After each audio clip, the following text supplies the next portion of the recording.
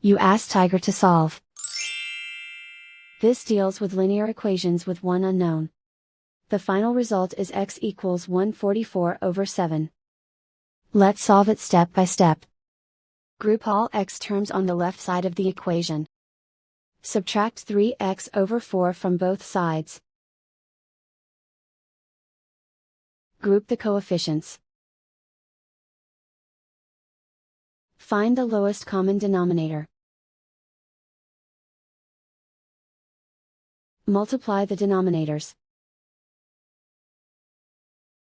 Multiply the numerators. Combine the fractions. Combine the numerators. Group like terms. Combine the fractions. Combine the numerators.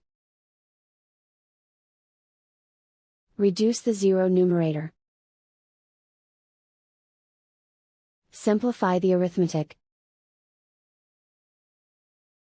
Isolate the x. Multiply both sides by inverse fraction 12/7.